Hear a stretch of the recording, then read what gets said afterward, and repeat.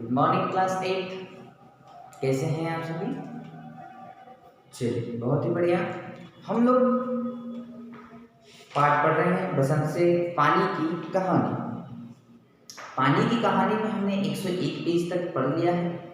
आज हम page number 102 से पढ़ना शुरू कर रहे हैं। चलिए निकालते हैं पेज नंबर 102। मैं कई मास समुद्र में इधर उधर घूमती रही।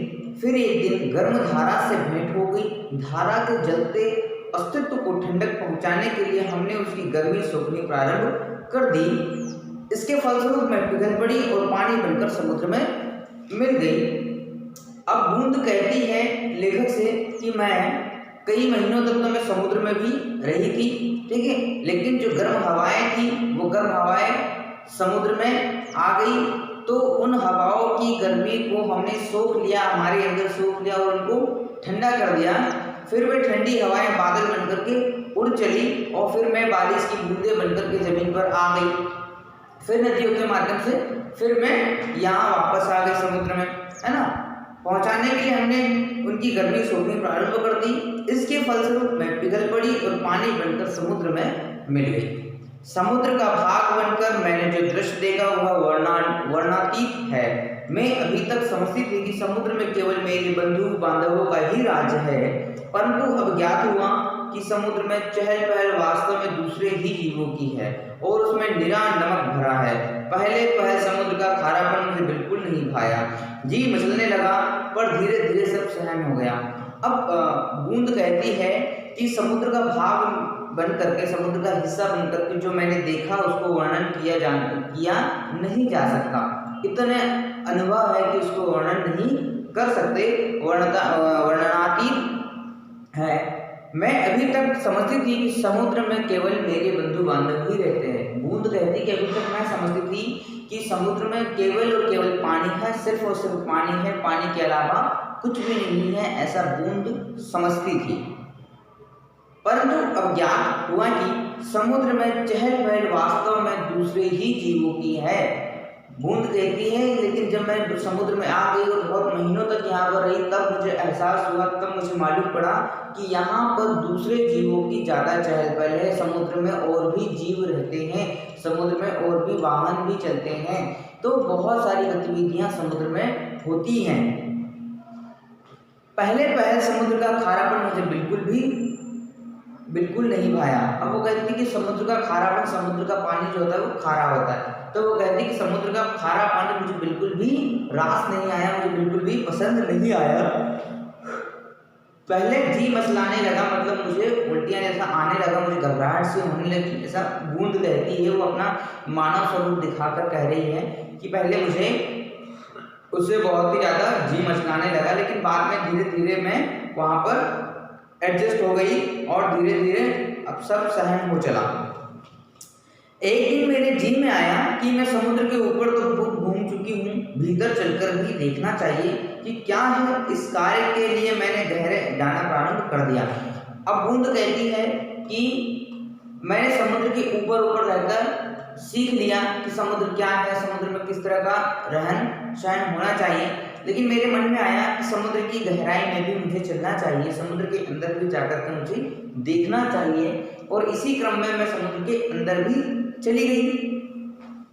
मार्ग में मैंने विचित्र जीव देखे। जब मैं अंदर की ओर जा रही थी तो उस रास्ते में मैंने बहुत ही अनोखे और विचित्र जीव भी देखे जो उस समुद्र में रह रहे थे और मैंने कभी पहले उनको देखा भी नहीं था। मैंने अत्यंत धीरे धीरे रेंगने वाले घोंगे, जालीदार मछलियाँ, कई मन भारी कछुए और हाथों वाली मछलियाँ भी देखी। अब वो कहती कि मैंने ऐसे जीव देखे हैं जिनका वर्णन करना संभव नहीं है ना, जिनमें धीरे धीरे रेंगने वाले घोंगे होते हैं जो बहुत धीरे धीरे रेत में चलते हैं और जमीन के अंदर भी चलते हैं।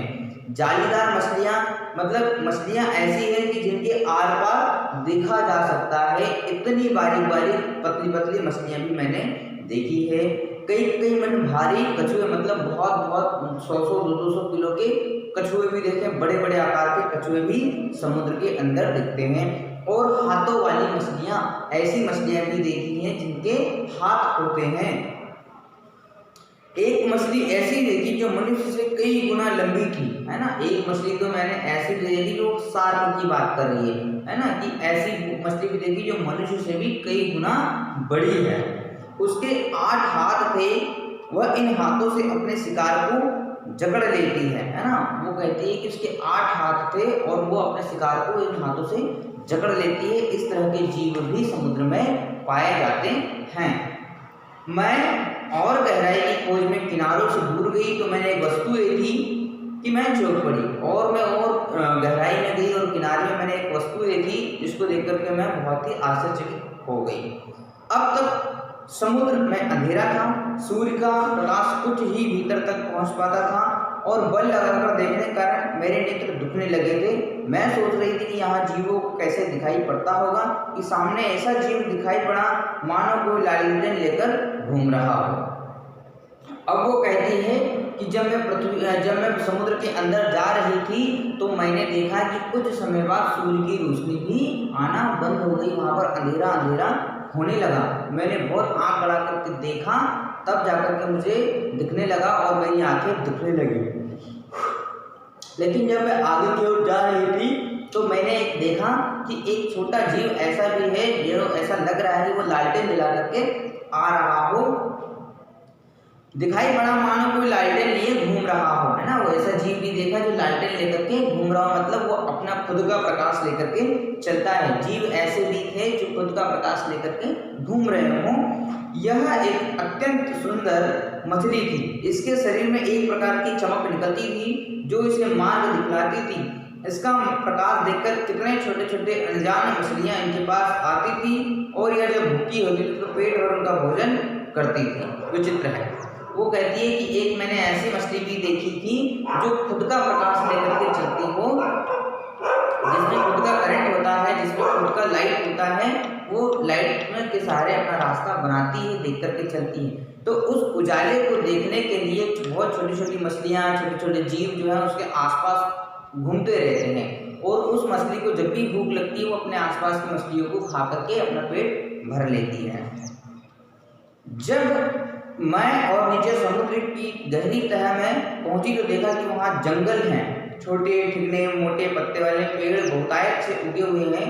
वहाँ पर पहाड़ियाँ हैं, घाटियाँ हैं। इन पहाड़ियों की गुफाओं में नाना प्रकार के जीव रहते हैं जो निपट अंधेरे तथा महा आलसी हैं। अब वो कहती है कि मैंने जब और गहराई में गई तो वहाँ देखा कि समुद्र के अंदर भी मैंने जंगल देखे, घाटियाँ देखी, पहाड़ियाँ देखी, गुफाएं देखी हैं। समुद्र के अंदर भी छोटी छोटी घाटियाँ हैं, छोटे छोटे पहाड़ हैं, छोटी छोटी गुफाएं हैं, है ना। वो सब बूंद अपना वर्णन कर रही है समुद्र के अंदर का, कि समुद्र के अंदर और क्या क्या चीजें हैं। और उन गुफाओं में ऐसे जीव भी रहते हैं जो निकट आलसी है, बहुत ही आलसी है। वो हिलने डुलने की भी चेष्टा नहीं करते, इच्छा नहीं करते हैं। तो कहती कि ये सारी चीजें विचित्र थी मेरे लिए। जब मैं और नीचे समुद्र की गहराई तक पहुंची तो देखा कि वहाँ भी जंगल है, छोटे चिकने मोटे पत्ते वाले पेड़ बहुतायत से उगे हुए हैं। वहाँ पर पहाड़ियाँ हैं, घाटियाँ हैं। इन पहाड़ियों की गुफाओं में नाना प्रकार के जीव रहते हैं जो निपट अंधे तथा महा आलसी होते हैं। यह सब देखने में मुझे कई वर्ष लगे। वो कहती कि जब मैं अंदर जा रही थी तो मुझे अंदर जाने में ही बहुत सारा समय लग गया, कई वर्षों का समय मुझे अंदर जाने में लग गया। मतलब समुद्र की गहराई बहुत ज्यादा है। जीव माया के ऊपर लौट चले। कई बार मन में ऐसा आया कि अब ऊपर की ओर चल चले, वापस लौट चले, लेकिन परंतु प्रयत्न करने पर जान पड़ा कि यह असंभव है। लेकिन अब प्रयत्न अगर मैं करती तो मेरे लिए असंभव था ऊपर जाना। मैं थक जाती जब तक जाते जाते, क्योंकि जितना गहराई से मैं नीचे आई थी उतना ही मुझे ऊपर भी जाना था। तो बहुत लंबी दूरी मुझे तय करना पड़ जाती, तो यह असंभव था मेरे लिए। मेरे ऊपर पानी की कोई 3 मील मोटी परत थी। वो कहते कि मेरे ऊपर लगभग 3 मील की ऊपर गहराई तक वो पहुंच चुकी थी और इतनी तो परत थी, 3 मील की परत उसके ऊपर थी। 3 मील मोटी तह थी। मैं भूमि में घुसकर जान बचाने की चेष्टा करने लगी। यह मेरे लिए कोई नई बात न थी। करोड़ों जलकण इसी भांति अपनी जान बचाते हैं और समुद्र का जल नीचे धंसता चला जाता है। वो कहता कि यह कोई मामूली बात नहीं थी, है ना, यह मेरे लिए कोई नई बात नहीं थी। करोड़ों जलकण इसी भांति अपनी जान बचाते हैं और समुद्र का जल नीचे धंसता चला जाता है। तो बहुत करोड़ों कण ऐसे होते हैं, पानी के कण ऐसे होते हैं जो अपने आप को बचाने के चक्कर में समुद्र की गहराइयों में चले जाते हैं और समुद्र और गहरा होता चला जाता है। मैं अपने दूसरे भाइयों के पीछे पीछे चट्टानों में घुस गई। कई वर्षों में कई मील मोटी चट्टानों में घुसकर हम पृथ्वी के भीतर एक खोखले स्थान में निकले और एक स्थान पर इकट्ठा होकर हम लोगों ने सोचा कि क्या करना चाहिए। कुछ की सम्मति में वहीं पड़ा रहना ठीक था, परंतु हमें कुछ उत्साही युवा भी थे। वे एक साल बोले हम खोज करेंगे, पृथ्वी के हृदय में घूम घूम कर देखेंगे पृथ्वी में क्या छिपा हुआ है ना। अब पानी की बूंद कहती कि हमारे साथ की बहुत सारी छोटी छोटी बूंदें थी जो कि उस पृथ्वी की गहराई, उस समुद्र की गहराई में जाकर के अटक गई। अब वहां से बाहर आना असंभव था हमारे लिए। तो वो कहती है कि हमसे कुछ लोगों ने तो कहा कि अब यहीं पर रहना सही है, अब हमें इसी समुद्र की गहराई में रहना चाहिए। लेकिन कुछ बूंदों ने कहा कि अब हमें यहाँ पर रहना ठीक नहीं है, हमें ढूंढना होगा, हमें खोज कर पता करना होगा कि पृथ्वी के अंदर और क्या क्या है, पृथ्वी में और क्या क्या चीज़ें हैं। तो उन सब चीज़ों की हमें खोज करनी है, ऐसा पानी की बूंद कह रही है। मतलब कुल मिलाकर के हमें यहाँ पर पानी का इतिहास बताया जा रहा है। इस चैप्टर में समुद्र की गहराइयों के बारे में बताया जा रहा है कि समुद्र के अंदर और क्या क्या है, पानी और जमीन में कहाँ कहाँ घूमता है और जमीन के अंदर क्या क्या चीज़ें हैं। इस उद्देश्य को लेकर के यह पाठ हमारे किताब में शामिल किया गया है। पेज नंबर 103 से हम कल से पढ़ना शुरू करेंगे, ठीक है। तो आज हम इस पाठ को यहीं पर विराम देते हैं। Thank you.